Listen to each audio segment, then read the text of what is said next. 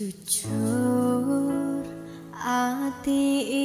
iki apa ninggalke kowe sing wis tak kancani semene suwene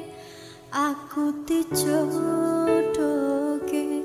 karo wong tuwaku sing ora tak kenal dudu pilihanku.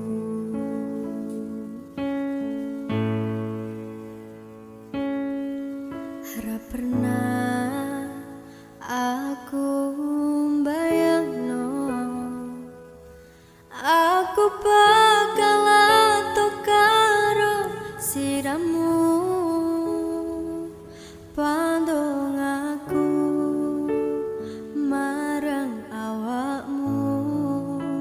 mukonamu sing luwe becik saka awakku.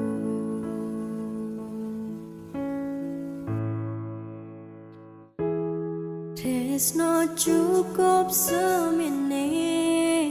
kanggo aku lan kowe ra iso genggaman tangan merko beto kahanan senadyan wis koyo ngene ra lali ku nang kowe koyo tepung kanji yen jodoh bakal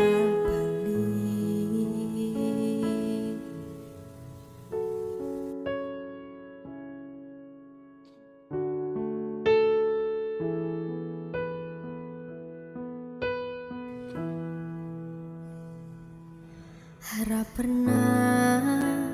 aku mbayangno aku bakal atok karo sliramu pandong aku marang awakmu mukonamu sing luwe becik teko awakku.